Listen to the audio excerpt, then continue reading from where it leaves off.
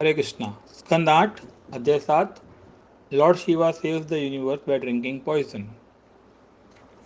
भगवान विष्णु जो वसु की नाग होता है उसका मुंह पकड़ लेते हैं मुंह की तरफ से, और सभी देवतागण भी उस तरफ से पकड़ लेते हैं। और जब वसु की पूछ पकड़ने की बारी आती है दानवों की, तो दानव लोग को अच्छा नहीं लगता है। बोले हम ज़्यादा बलशाली हैं देवताओं से, तो हम पूछ क्यों पकड़े, हम तो मुंह पकड़ेंगे। तो देखो दानव ऐसे होते हैं, उनको विपरीत करना होता है जो देवता लोग करते हैं उनसे।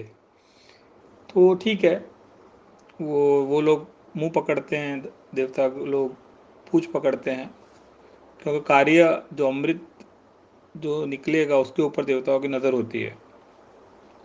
मंथन स्टार्ट होता है और जो मंदराचल पर्वत होता है वो धीरे धीरे धीरे धीरे डूबने लगता है सागर में।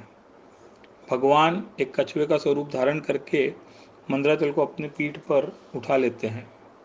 और यहाँ पे ऐसा कहा गया है कि भगवान को जब मंथन हो रहा था तो ऐसा लग रहा था कि कोई उनके पीठ पर खुजली कर रहा हो।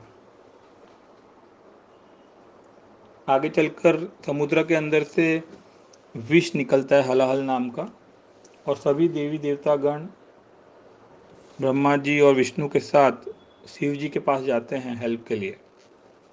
तो यहाँ पे प्रश्न उठ सकता है कि जब भगवान विष्णु वहाँ उपस्थित हैं और वो सभी समस्याओं का निराकरण करने में सक्षम हैं, तो शिव जी के पास क्यों गए देवतागण।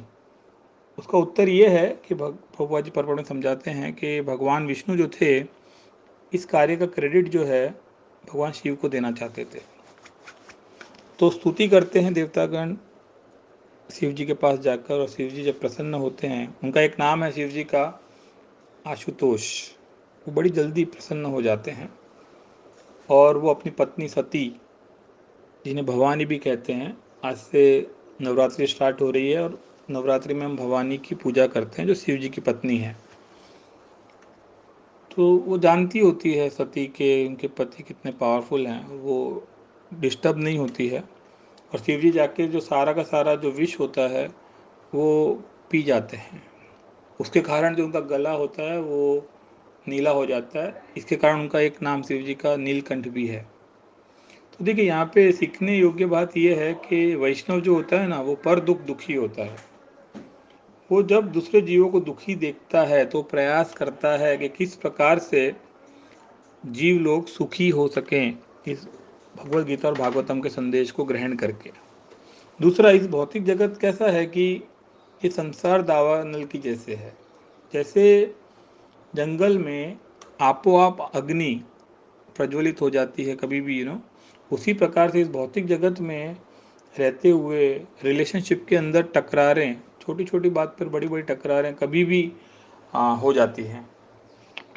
और सबसे शिव जी ने इतना महान कार्य किया, विष पीने का मानव जाति के लिए। तो सबसे बड़ा वेलफेयर वर्क इस कलयुग में क्या है, तो भगवान भगवद गीता में बताते हैं, ये इदम परमम गुह्यम मद भक्तेषु अभिधास्यति भक्तिमयी पराम कृत्वा माम एवेशति असंशय। जो व्यक्ति भक्तों को ये परम रहस्य बताता है भगवद गीता भागवतम का, वह शुद्ध भक्ति को प्राप्त करेगा और अंत में वो मेरे पास वापस आएगा। और आगे भगवान कहते हैं, इस संसार में उसकी अपेक्षा कोई अन्य सेवक न तो मुझको अधिक प्रिय है और ना कभी होगा।